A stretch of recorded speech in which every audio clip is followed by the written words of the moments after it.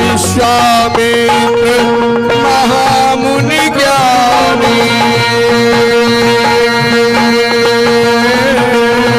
बसहि विपिन आश्रम जानी। राम सिया राम जय जय राम। सिया राम जय जय राम। जहाँ जप जगी योगी मुनि करई अति विनीत सुभाव ही डरई। राम सिया राम जय जय राम। सिया राम जय जय राम। गाधी तने मन चिंता व्यापी हरि बिनु मरहि न निश्चर पापी।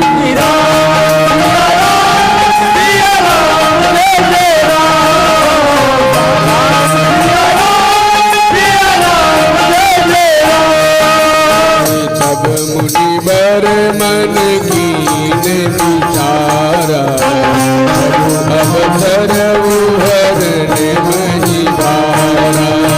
तब मुनिवर मन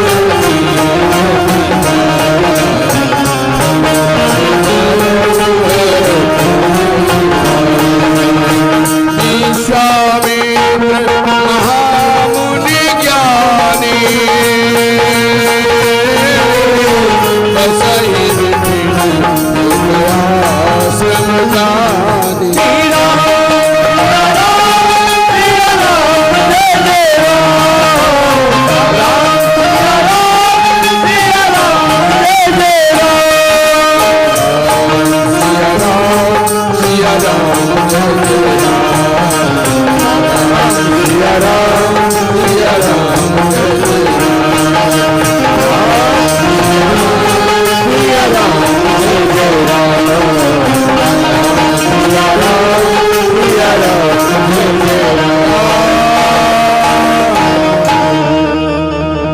विश्वामित्र जी वन में आश्रम बनाकर और वहां पर यज्ञ कर रहे हैं,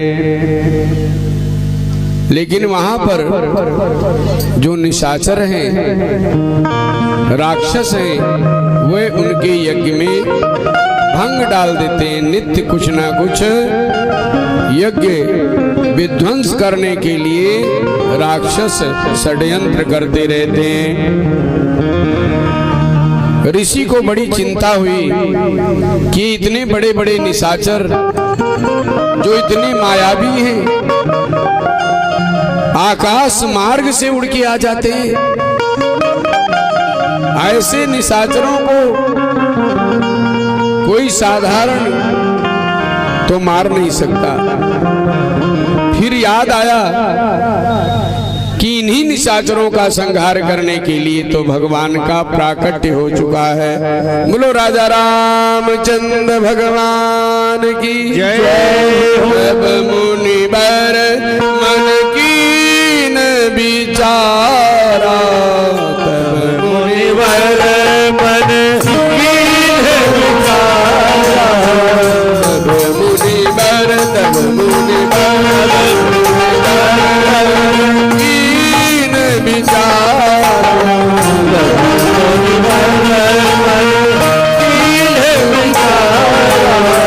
प्रभु अवतार हरण मही मारा।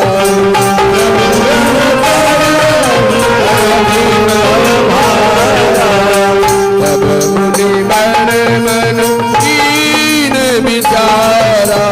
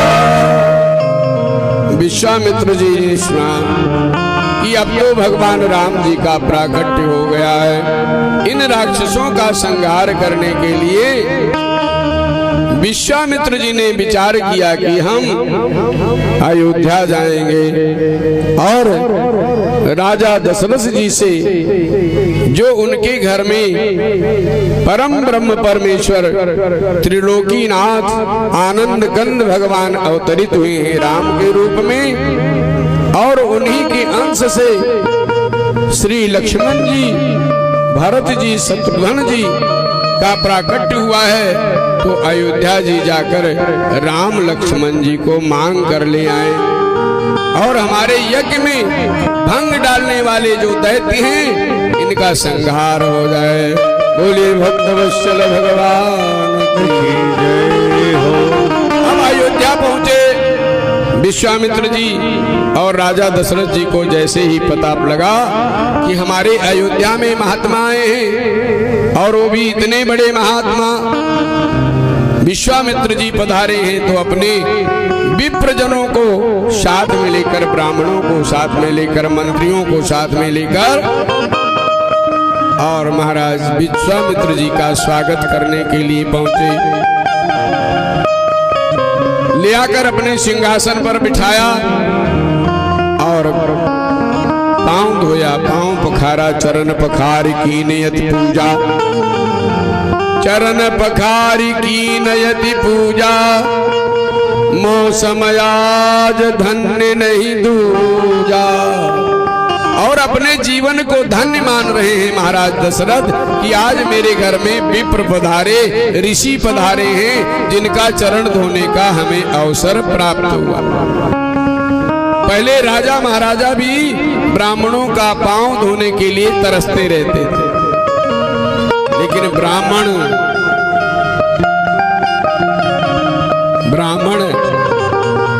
जो भगवान को मानने वाला हो, सात्विक विचार रखने वाला हो, गायत्री जप तप करने वाला हो, भगवान के चरणों का दास हो, ऐसे ब्राह्मण नहीं जो मांसाहारी हो, मदिरापान करें, ऐसे ब्राह्मण को धिक्कार है। हम तो कहते हो रावण वाले कुल के। बोलो शंकर भगवान जय हो। अब धीरे धीरे परिवर्तन हो रहा है। कुछ ब्राह्मण भी जो भच्छा भच्छ वाले थे, अब संतों की वाणी सुन सुन के, जो बड़े बड़े संत हैं, अब वो जब सोशल मीडिया के माध्यम से उनके मोबाइल तक पहुंच रहे हैं और जब उनकी बातें सुनते हैं तो उसका प्रभाव भी समाज पे पड़ रहा है कि नहीं। अरे एक दिन तो अनिरुद्धाचार्य जी महाराज की कथा में किसी ने प्रश्न किया, वो महिला बोली कि महाराज ब्राह्मण को मांस खाना चाहिए कि नहीं। महाराज जी ने कहा राम राम राम राम, ब्राह्मण को नहीं, किसी को भी मांस नहीं खाना चाहिए। जो सिंह व्याघ्र, जो जीव मांसाहारी जन्म से पैदा हुए हैं, केवल वही खा सकते। जो खेती नहीं कर सकते, फल नहीं तोड़ सकते, उनके दांत वैसे हैं, उनके पंजे वैसे हैं, वैसे उनकी अंतड़ियां हैं, वही मांस भक्षण करे। मानव जाति को किसी को नहीं लिखा है मांसाहार करने का। या राक्षस हैं, तामसी हैं। तो महाराज जी ने कहा राम राम राम राम, ब्राह्मण की बात करते हो, किसी को भी नहीं खाना चाहिए। तो उसने कहा अरे महाराज हमारे यहाँ तो बोलो शंकर भगवान की सब खाते हैं। अभी तो हम यहाँ आए वृंदावन में तो जाने की नहीं खाना चाहिए, लेकिन परिवर्तन हो रहा है, ये हम सबके लिए अच्छी बात। कम से कम ब्राह्मण लोग तो छोड़ दो, बाकी तो कुछ करते हैं तो उनको रहता ब्राह्मण को जिवा देंगे तो कुछ पाप हमारा ले जाएंगे। आज ब्राह्मणों वैसे मिल गए, बोलो शंकर भगवान की जय हो। तो कैसे कचरे के घर में जाओगे तो साफ कैसे हो? तो दूध इधर भी बढ़ता दिए लगता है, पुण्य पुण्य होता था वो भी शांति होने। बोलो राजा